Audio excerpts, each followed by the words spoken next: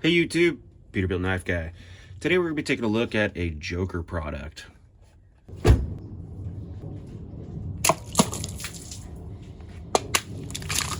Oh, fail. That's nice. That's right. So what we have here is the Joker Nomad. Here's your information on the box. It calls a CM112. I don't know what's under this sticker. And I'm not going to find out. But they make these in different sizes. This is the 5-inch version. I think they make a 6.5. They make them bigger. I don't know if they make them smaller. But what we're looking at here is a dirty knife. Now, the reason for that is it's not brand new. This is a knife that I purchased from The Last Huntsman. Check his channel out. Cool dude. He's selling some knives to... he's trying to have a custom knife made and maybe sell them. I'm not sure yet. But yeah, he needed some cash. And he gave me a good deal on this guy. We're looking at a... I think it's 5 inches. It says 5, but you know, you can never trust anybody. Damn, that's 5 right on the dot. Good for them. So 5 inches, just a hair under. Handle is quite decent. You're looking at from the front of the scales to about 4 3/4, and then a good grip area. You got a good little over 4 inches in there, which is nice because I have big hands. One thing he said to me was it was a little small for him or his hands were a little small for it, but my big old hands filled this thing up just nice. Yeah. And I replaced a water heater the other day, and it won. But we have a 5-inch Boller n695 steel blade here with a true convex grind, where it comes down here all the way to your cutting edge. There's no secondary bevel on there. See, it says Nomad right there. It is a thick, chunky monkey. This knife is very thick, and I haven't even measured it yet. This knife comes in at a hair over 3/16, which is not super thick, but it's pretty damn thick. Here's the, actually, you know, it just seems thicker than 3/16, but, you know, it really isn't. This is the Architect 6.5 in CPM 3V. I freaking love this knife. The more and more I have it, the more and more I love it. But we're not here to talk about that. This sheath's a pretty damn awesome sheath. By the way, this is kind of more of a bushcraft knife. I'm not a bushcrafty type of guy, but I do love fixed blades, so it's right up my alley. But this sheath is freaking awesome. It is nice, high quality, extremely thick leather, and it has this cool snap here so you can take it on and off your belt real good, or real easy. Stupid. It has a plastic, not really a liner, but a thing that lines up that knife. And it sits in there.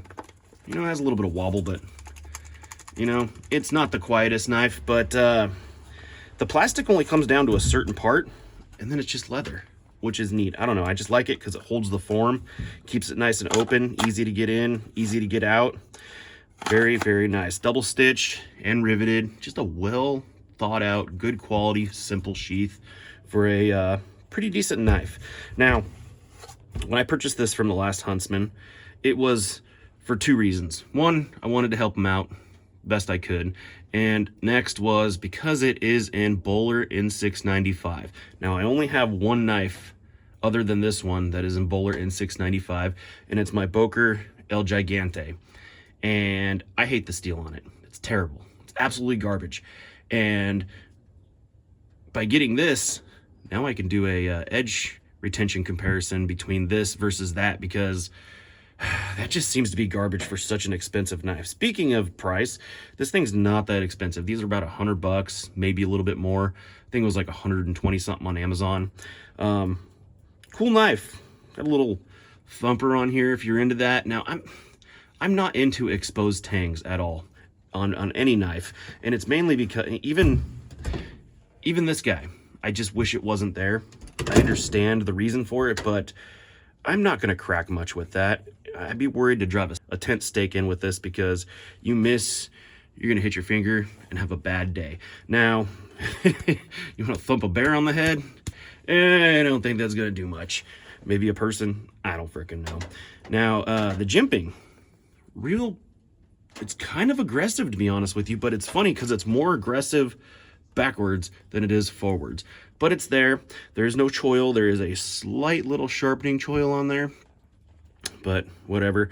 I kind of want to test this thing out today, so even though I'm not a bushcrafter, I want to do a couple bushcrafty things. Let's do some batoning because everybody loves batoning. A little bit of feather sticks, and see if this thing will strike a ferro rod. Let me get you set up. All right, so we got a piece of, I don't know what it is, 4x material.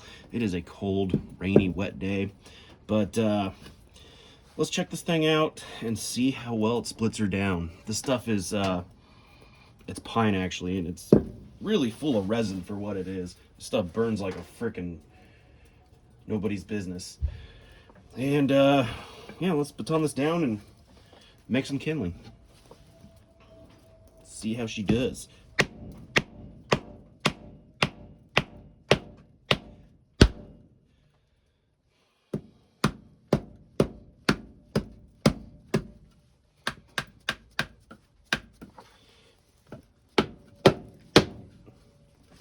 Oh man, so this stuff is pretty actually hard to baton with.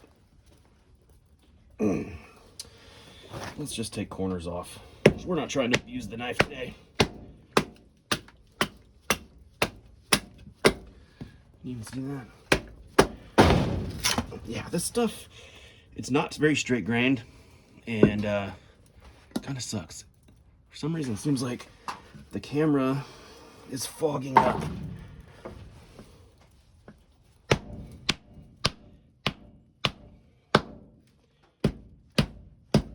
Supposedly, yeah, look at this stuff. It is not easy to baton at all, which I thought it would be, but apparently not. Let's take a smaller swipe here.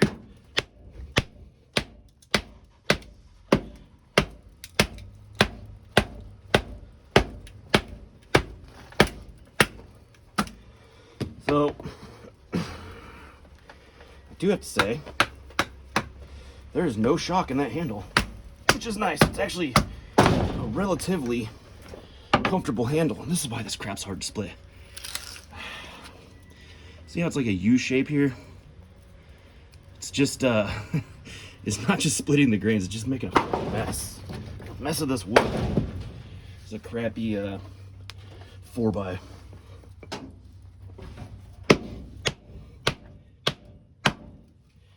Yeah, it's, wood sucks. I guess for testing a knife, though, it's not that bad. Oh, God.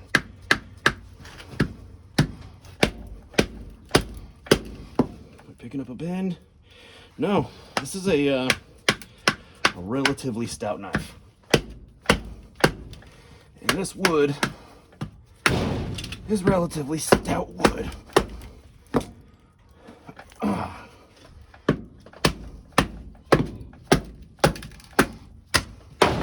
And I'm wearing water boots. Don't judge me. People will anyways. Okay, so that was a pain in the ass. I do not think this is a anything against this knife. This wood sucks to split with an axe. Ask me how I know. Because I did a short on it. And everybody's bitching and complaining.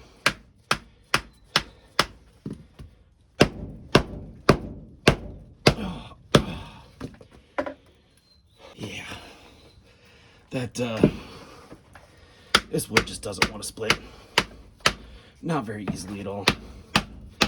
And this isn't a hard use abuse test. This is just a how to use the knife test. Let's do the axe.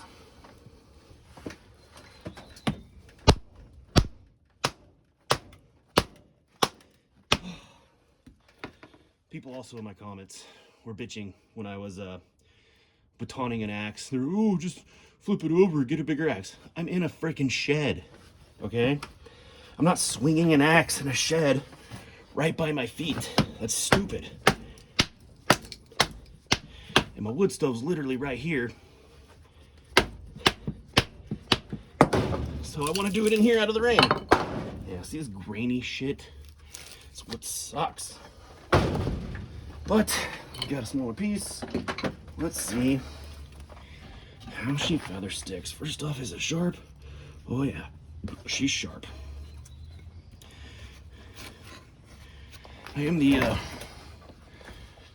world's worst feather sticker.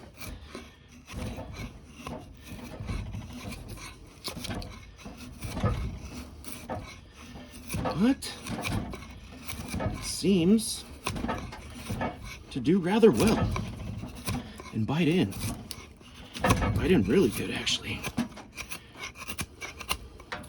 That's nice. That's nice for me. I'm liking it so far. It handled all those whacks quite well. Let's I never did test the edge on it, but I made this sharp. It wasn't as sharp when I got it from it wasn't dull, and there was nothing wrong with the edge when I got it, but I stropped the crap out of it, which is another thing about a convex knife. Easy to strop. Easy to strop. But let's go back to the table before we load this wood up in the fire.